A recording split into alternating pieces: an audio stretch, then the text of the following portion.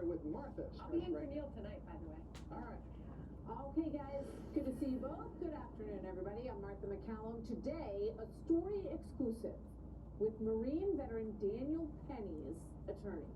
Penny is breaking his silence over the weekend after he was charged in the chokehold death of Jordan Neely. So what will the Marines' defense look like?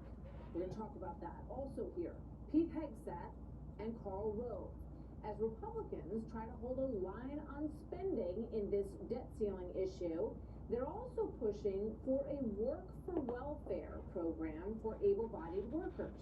That was actually one of the issues that Senator Tim Scott got squarely behind today, as just a short time ago, he announced some very big news. Joe Biden and the radical left are attacking every single rung of the ladder to help me climb. And that's why I'm announcing today that I'm running for president of the United States of America. A lot of energy in that crowd today for Tim Scott, and this is going to be a very big week, folks, because we expect that Ron DeSantis will also get in the race within days. So what do GOP voters think as they look over these candidates? Let's ask them. Jeremy Slagle is from Ohio, Donna Sharp is from Georgia, and Jonny Gartner is also an Ohio voter. Great to have all of you with us today. Thank you very much for being with us. Jeremy, let me start with you. What did you think of Tim Scott's announcement today? I think it's the first time I've actually been moved to tears by a president, somebody coming out and announcing it. Just it was very emotional for me. His faith, his optimism, his story just really resonated with me. So it's so interesting because I think a lot of what Tim Scott stands for and what he's trying to bring into the contest here is that positive, optimistic, and also his own personal story. Donna, were you moved by what he had to say, and how does it shape who you would potentially support? Obviously, a lot of time to go. Oh, I was very excited to see him today. I was very touched and very moved, and I can really get behind his workforce message about all able-bodied people. If you're able to work, you should work.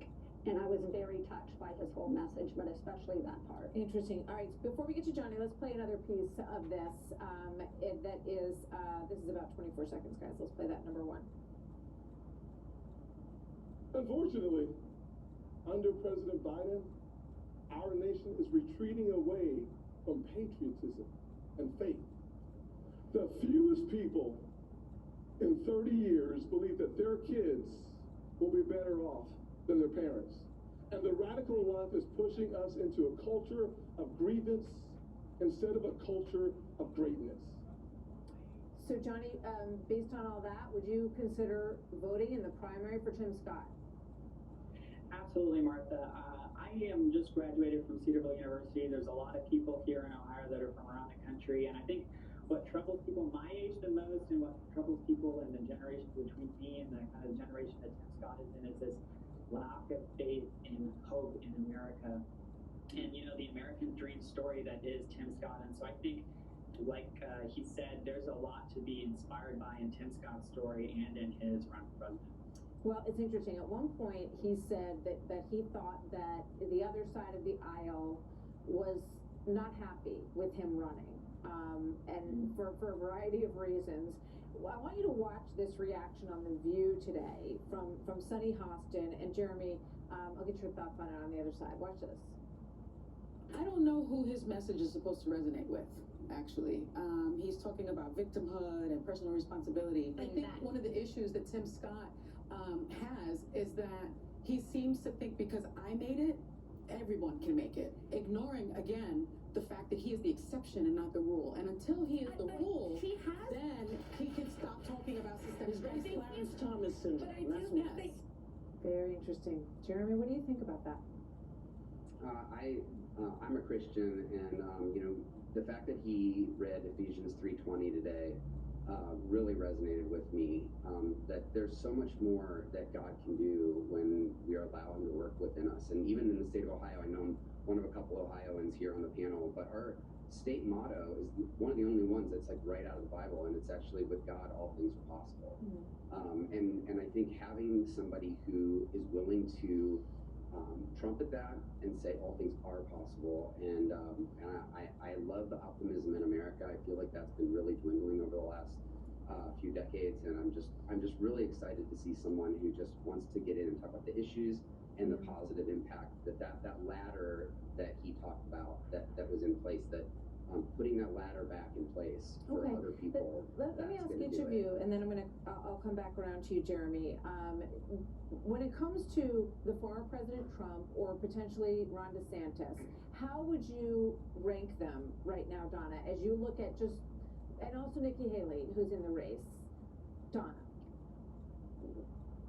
Are you asking me how I would vote for them or how I would rank them? Well, how do you know, I mean, if you were going to vote today, which one would you vote for? If I were gonna vote today, I think that DeSantis would probably be my top choice. I love Tim Scott, but I think DeSantis is probably more electable. And if I had to vote today, I would do DeSantis with the Tim Scott VP ticket. Okay, Johnny? I think that's a really interesting point she just made. I think there's a difference here between primary, who I'm voting for in a primary, and who I'm voting for in a general.